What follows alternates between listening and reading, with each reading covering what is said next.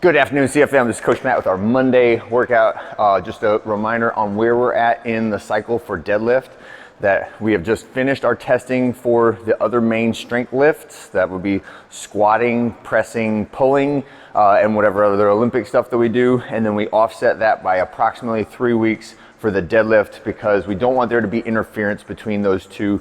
And we know if we did them all in the same week, it would not mean as good of PRs on either of those because of the interference effect of those two domains, like hinging and squatting, okay? So deadlift, we are going, last week we did up to around 90+% on sets of 2. This week we're going up even higher than that, like 95% for sets of 2, and then next week will be the max out day for deadlifts, all right? So that's what we're gonna start off with today after our warm-up. Warm-up is gonna be jumping jacks first, then we want you to get a band, one of these little mini bands. There are varying strengths of them. Obviously the thicker bands are more challenging to do this exercise with, but band monster walk, and I want you to rotate the orientation that you do, but the monster walk, the entire purpose of this is warming up the hips and the quads, so I'm in my power position, pushing my knees out against the tension of the band and trying to keep my feet parallel when I do it. And you can either go forward and reverse, or you can go side to side. But any way you do it, make sure that your feet are staying parallel to each other and that you're using these muscles in the hips to push out against the tension of the band. So do that on the way down, and then on the way back, you can just sit down and crab walk, trying to get your hips up high. You can go backwards, you can go forward, it doesn't really matter which one you do. It's really just for that shoulder warm up and also to loosen up your shoulders and hips, right?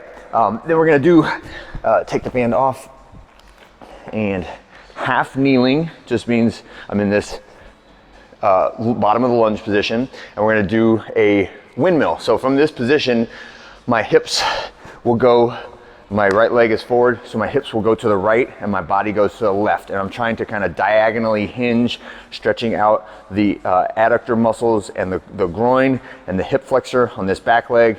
And then on the front leg, I feel it a little bit in the glute on the outside there. But I want you to make sure that what I'm not doing is bending my spine, right? I want to be flexing my hips and reaching to the ground. If you can plant your hand flat on the ground, that's great. And then the full difficulty version of this is with the kettlebell pushing me down into that position and then back up, right? But again, it's not my vertebrae bending relative to one another. It's my hips moving to the side and my spine staying as straight and braced as I can. All right, after that, a couple of somersaults. So just get the red mats out and then practice our tumbles, okay? That's just for some vestibular stimulation, wake up your brain a little bit in the morning. And then when you've recovered your dizziness, then go get your bar and we'll practice some warm-up reps of the deadlift. These are the conventional style of deadlift. So my feet are underneath my hips, my hands outside my legs, elbows stay straight the whole time, bar stays in contact with the legs, braced neutral spine, right? And I wanna feel the tension in my hamstrings and my glutes for the entirety of that movement. And then at the top, it's not like a soft lockout, it's a hard squeeze the butt, squeeze the abs, shoulders directly over the hips, over the knees, over the ankles, right? Like one straight line, standing up tall.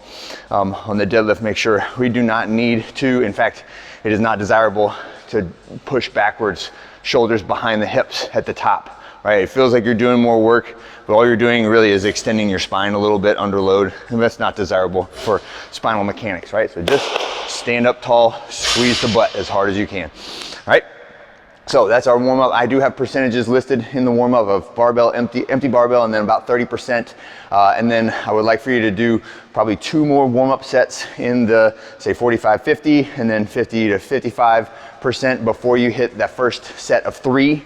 And that's at 60%, and then the rest of the sets are built out for you. And remember that your percentages do not have to be perfect, right? They are just indicative of the relative effort that I want you to put out on each of those different sets.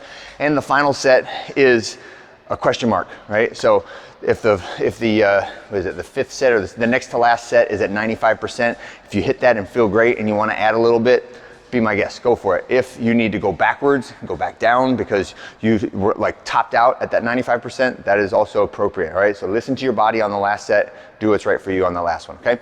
The next 2 pieces, there are lots of options here on how you do it.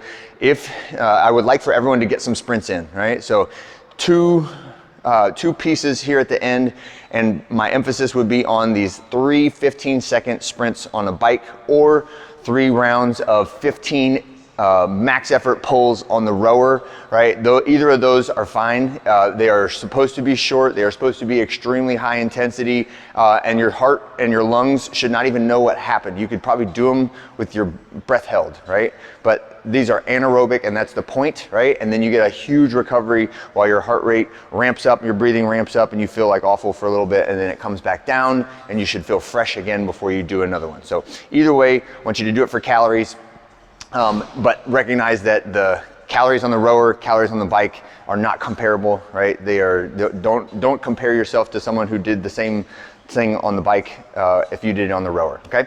But those are our efforts for today. I would like you to keep it to 15 minutes. That means like I'll start around approximately every 5 minutes. And I know that can compress this a little bit. If it was a pure sprint, maybe you rest a little bit longer, right? But for today, I would like to keep that compressed to 15 minutes. Then at the end, there is an X factor. This is like an extra credit. If you want a little burst of intensity, call it a cash out or whatever you want. But it is extra credit, and it is meant to be short and fast with a very light medicine ball. So like 6-8 pound medicine ball. So we'll start off with Russian twists.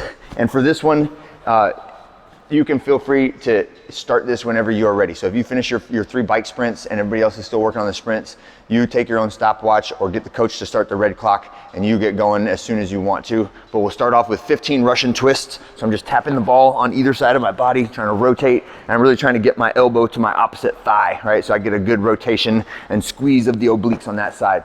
After the Russian twists, then we're gonna do this 25 rep medicine ball circuit. We've done this before, but it's been a little while. So there's 5 different positions that we're gonna throw from.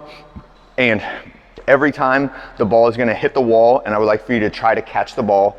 After it hits, they do not bounce far, right? So you can see I had to like reach my hands toward the wall to catch it, right? So make sure that you are standing at an appropriate distance that allows you to get the right range of motion, but and not so far away that you can't catch the ball and it falls to the ground, because that kills your momentum, kills the intensity, makes you have to lean down and pick it up. I want you to have 25 clean hits on the wall where you catch the ball every single time, okay? So we'll start off facing the wall, right? My arms approximately arm length from the wall, and all of these will start from the pocket, right? When I'm throwing rotationally, so I'm going left pocket, hit the wall, right pocket, hit the wall, left pocket, hit the wall. So I'm doing 5 of those on each side. That's a total of 10. Then I'm gonna rotate left 90 degrees, hit the wall, and I'm rotating, right? 5 reps from the left, same thing, 5 reps from the right. And then the last one is overhead. 5 reps from overhead, right? On the overhead, make sure that you maintain knees bent, hips behind your shoulders. Don't turn this into like I'm leaning way backward and trying to torque my body into doing it. Throw it with your triceps, snap your elbows open in order to hit the ball to the wall, right? It's like almost done with the ball, all right? So that was 25 reps, and ideally I would like that all 25 reps to be done in like 30 to 45 seconds. This should be a quick little burst of intensity there. Next one is medicine ball V sit-ups.